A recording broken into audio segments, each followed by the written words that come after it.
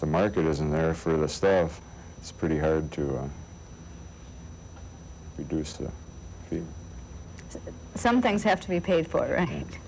And somebody has to do the paying. And I'm afraid that's one we're going to be paying for some years to come. Mm-hmm. Give some examples of over expenditures and explain how you would save the county money. All please answer. Mr. Johnson, why don't you begin? Okay, one thing that I'm familiar with is that there is a state contract that goes out that they could buy motor vehicles through that would be much cheaper than getting a local bid on it. That hasn't been implemented very often by the county. I think they've been worried about warranty work and stuff, but my experience with it didn't make any difference. If we needed warranty work done, we got it done regardless. Okay. Ms. LaValley. Well, again, it's back to central purchasing. Every office in the courthouse has the liberty to spend up to a certain amount of money, and everybody goes off and buys whatever paper supplies, office supplies, including your pencils and your paper clips and everything. And if they went to a central purchasing, they probably could get a better price than buying it by the box. They could buy it by the gross or whatever, and then maybe some of the small equipment, the calculators, the typewriters. One of the counties nearby here, about 25 years ago, implemented central purchasing, and the first year we were able to save $20,000, and that's 25 years ago, so I think there could be a lot of savings in that field. Okay. I think you can go back to just basic day-to-day routine work. Go into some of the departments and see what paperwork and such is redundant and done over and over again. Reduce the stream of paper and repetitive type tasks. That could be accomplished through a quality process where everybody gets involved, because everybody knows what they do that's extra that they don't have to do. And there could be a considerable amount of money saved that way. Okay. Mr. Auer. I believe probably one of the greatest labor-saving devices is computerizing things. I think if you, and I don't know to what extent the county is computerized down there, but I found in our office where we, after we computerized, getting information and getting it quick and when you need it and getting it accurate is solely based on having that little magic box, that computer down there. And I think the more you mechanize, there's some really nice technology out there today. And if you use the technology that's there and that's coming down the line, as far as computers and those kinds of things, and keep with that technology and keep up with it, you will save some money, and the overall productivity increases considerably when a person can punch 2 buttons and have multiple answers at his fingertips. Mr. Halvorson, it works. What do you see? One thing I would like to look into is, like for major medical insurance, for an example. I don't know who they purchase it through, but I know the city has to bid that out every year. I just wonder if you could get a better rate with more employees involved in it, whether you could work something out between the city and the county and have a situation where you bid it all at one point and somehow fell under the same plan. That just seems like that keeps escalating every year. Okay. Should there be, and we're back to garbage question, should there be a lower charge for small bundles taken to the dump? And if not, could the burning laws be relaxed? No, I don't see where the burning laws can be relaxed, because they start burning this stuff, and even the leaves in the fall anymore aren't that great to my nose. The pollution, who knows what they're burning?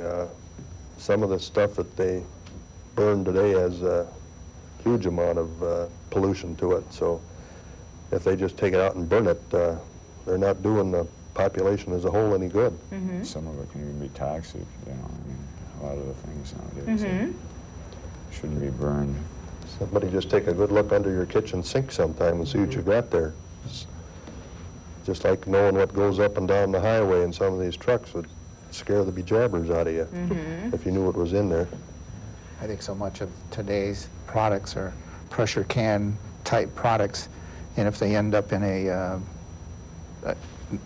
pile of leaves or in a neighborhood burning barrel, those things heated up are just like a bomb. And some of them, if they have the right chemicals in them, will even have a large flare-up. And I don't think burning is a good solution to anything. All right. If elected, how much time do you plan to spend on this job? For example, Mr. Auer, you're with Park and Rec. Mr. Johnson, you're a court bailiff. How can you do both jobs? Or will the time they are away from their present jobs be at the taxpayers' expense? The question continues, are they going to be paid twice by the taxpayers? This job I have now is a part-time job as a district court bailiff, and if I'm so lucky as to be elected commissioner, I'd quit the bailiff job. Okay. Mr. Auer. My original plans when I filed was the hope that I would be retired on January 1st. I have since spoken to the state people who govern my pension, and they have made it very clear that it's almost mandatory that I stay through the 30 years. I can retire, but from a financial standpoint, 10 more months would make the difference. So if I were elected, I would have 10 months where I would be carrying a double duty. At the end of that 10 months, then I would be free of it. So. Anybody else? How do you fit it into your schedule? I've talked to my employer, and if I happened to, before I even decided to run, and they said everything could be worked out, you could attend whatever you had to go to. My employer is extremely lenient, being self-employed. I have a real flexible schedule, right?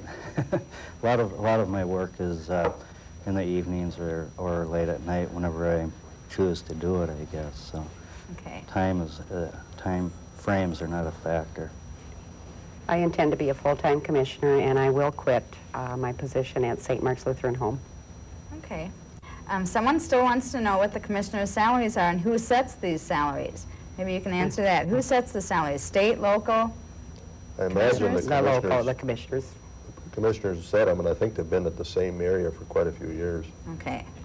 Generally, don't they invite a citizens group to review that? I believe that's what the city council does. I think they invite a citizens group to sit down and review what goes on in Austin, Albert Lee, and around. Okay. And I don't know if the county commissioners have done that or not, but and then they bring back a recommendation, do that. don't they? It's one way of doing it. Mm-hmm. They have more than just one meeting a month, in case that's what people think. They're meeting in committee meetings all the time, and it isn't just 1 or 2 meetings a month. It's a lot more than that. Okay. Now to switch a little bit, why is gasoline cheaper in other towns than here in Austin? And is it true that there is one man here in Austin who controls the price? I have no idea. I wouldn't know that either. Well, I travel. I don't know.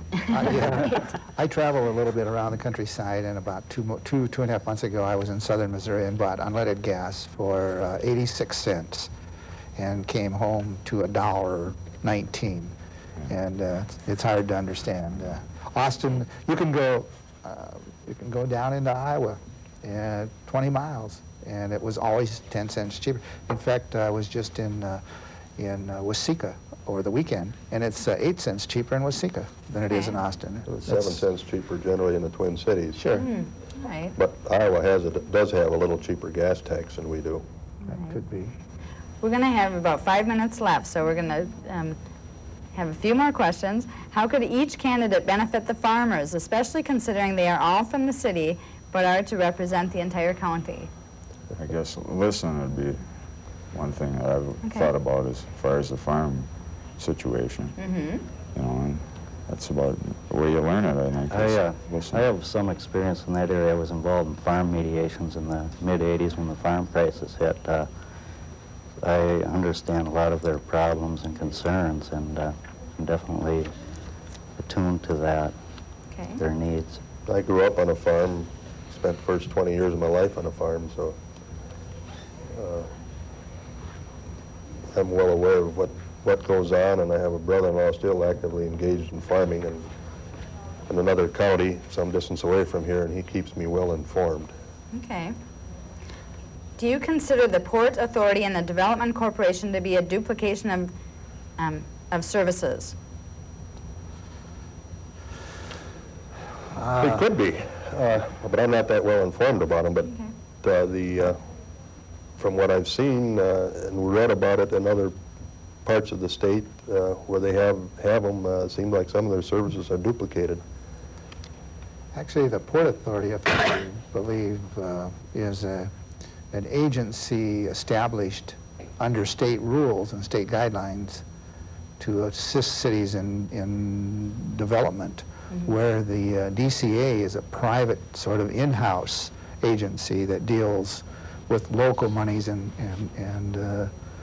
local affairs. And I would think they would, you know, probably operate like a hand in a glove type of thing.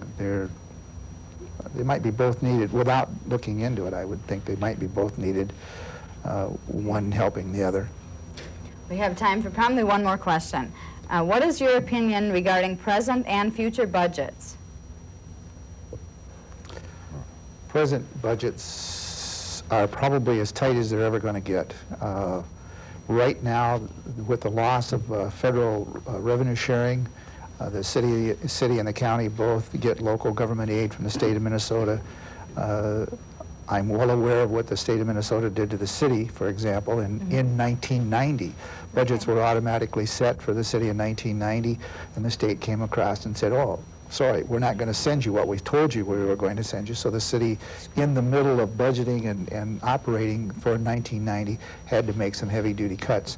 Does anyone want to just jump in and add to that or change that? I have another point. The state is currently has guidelines to take over the court system in the county, in all counties in Minnesota. Their time frame is to do it by 1992. It's not. There are laws passed, but it's not definite just how much of the system they're going to take over. Okay. That would help somewhat. Thank you, and thank you, candidates. We had many more questions than time allowed, and we thank you, viewers, for your interest. If you will be unable to vote in person, an absentee ballot may be obtained at the Mower County Auditor's Office in the courthouse through Monday, September 9th. The office is open until 5 p.m. on Friday and Monday. There will be special courtesy hours from 1 to 3 p.m. on Saturday and from 5 to 7 p.m. on Monday. If you are not a registered voter, you may register at that time.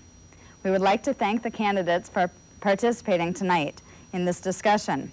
And a special thank you to KSMQ-TV. The purpose of the League of Women Voters is to promote informed and active participation of citizens in their government. This is Jean Poppe saying good night, and your vote does count.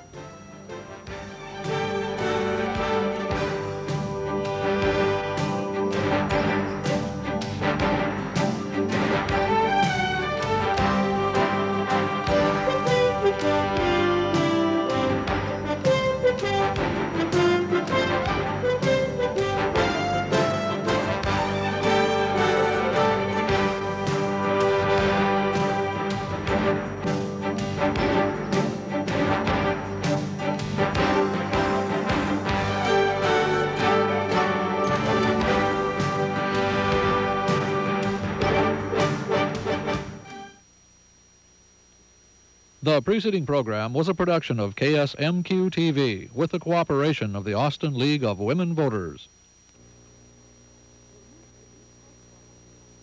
There used to be